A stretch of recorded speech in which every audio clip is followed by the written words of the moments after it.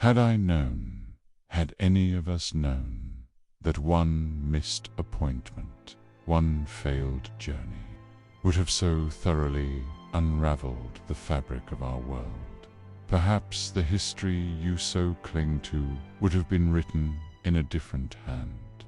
But alas, Hagrid never arrived at the ruins of Godric's Hollow that fateful night. And so, this is the story of what never was, and what might have been. I am Severus Snape, and this is the tale of the boy who wasn't. It began on that cold November evening. The air hung heavy over Godric's Hollow, thick with the smoke, seduction and death. The house that had once been a sanctuary for Lily Potter now stood in ruin. The child Harry James Potterley, crying among the splinters and ash, unaware that his cry was the sound of prophecy collapsing. Hagrid, sent by Dumbledore himself, was to retrieve the boy. But fate, or something darker, intervened. Whether a detour by Death Eaters or an accident in flight, he never arrived. By morning, the Muggle authorities found the remains. The boy, somehow unmarked by the blast, was taken in by emergency services and, without record of his lineage, quietly shuffled into the Muggle care system. No letter, no owl, no magic to guide him home. Harry was lost to us. The Dursleys were never meant to raise him. They never even had the chance. With no letter delivered by owl or wizarding decree, Petunia Dursley never opened her door to find bundle with a lightning-shaped scar. Instead, the boy was placed in a foster system, bouncing between temporary homes across southern England. He was never adopted. He was not a child who made it easy. His early years were marked by misfortune. Light bulbs bursting when he cried, cats fleeing from his touch, glass shattering in strange patterns. Some said he was cursed. Others simply said he was disturbed. But no one said he was magical. He was 10 when he first saw the word Hogwarts written in a book at the public library. He couldn't explain why it sent shivers down his spine. Without the boy who lived to bear the mark of sacrifice, Voldemort did not fall. No, he weakened, yes, wandless and disembodied, but his spirit lingered. Wormtail still fled. Quirrell still became host. But the Philosopher's Stone was never protected within the halls of Hogwarts. For there was no danger to protect against, or so we thought. Dumbledore's vigilance lessened without the prophecy fulfilled. The Order of the Phoenix slowly dissolved into bureaucratic whispers. I remained at Hogwarts, watching, always watching, as cracks spread through the wizarding world like veins of ice. And somewhere in the Muggle world, the true threat festered in silencer, boy unknowingly haunted by a past that had been erased. The prophecy spoke of a boy born as the 7th month dies, to candidates, to paths.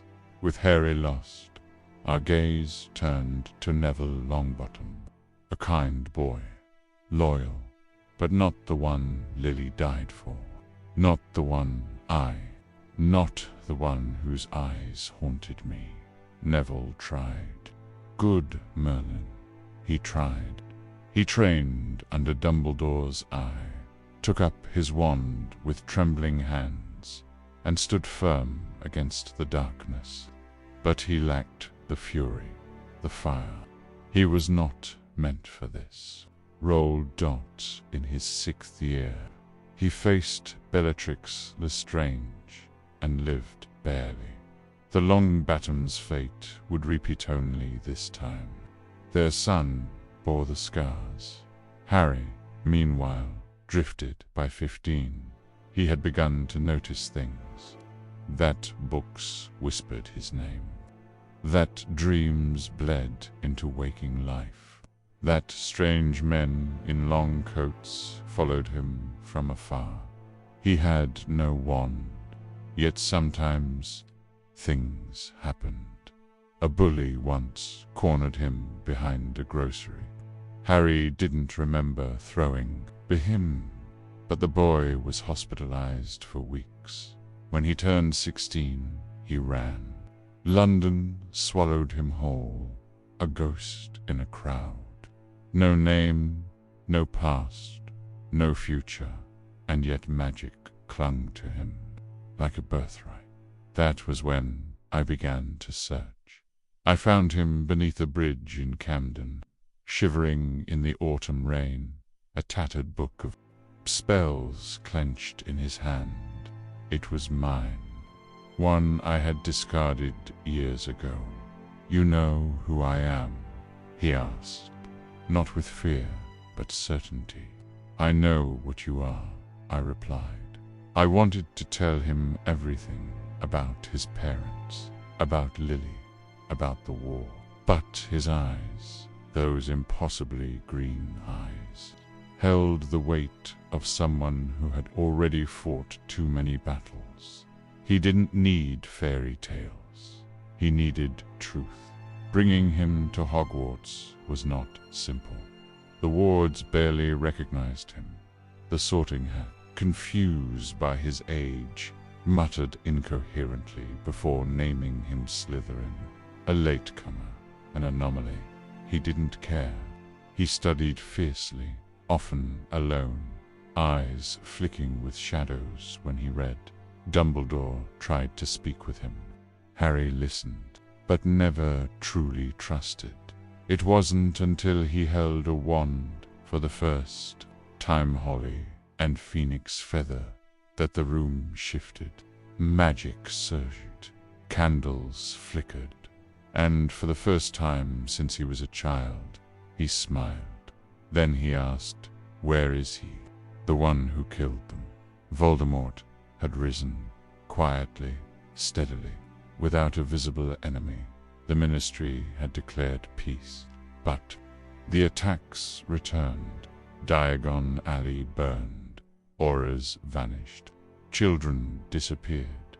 And then he spoke, not to the wizarding world, but to Harry, through dreams, through mirrors, through voices that echoed from the shadows. He knew Harry had returned, and he feared him, for the prophecy, long dismissed, still lingered, and the Dark Lord shall mark him as his equal. ...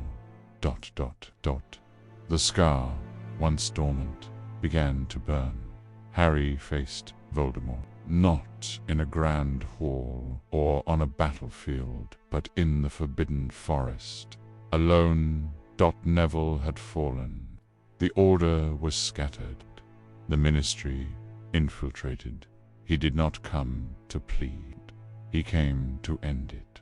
There was no Elder Wand, no Resurrection Stone, no Deathly Hallows, only a boy once forgotten, and a man never mourned. They fought with fury, not spells, but intent, not curses, but power.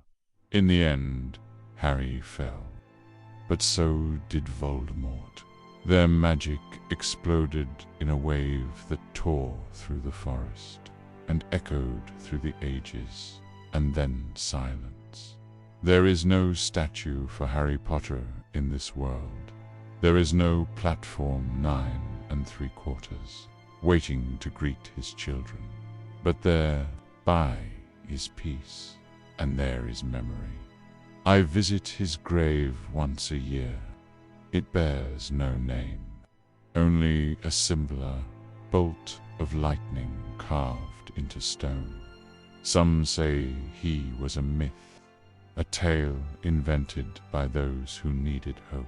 But I remember the boy who was lost, who found his way back, who chose to fight, not because he was told to, but because it was right.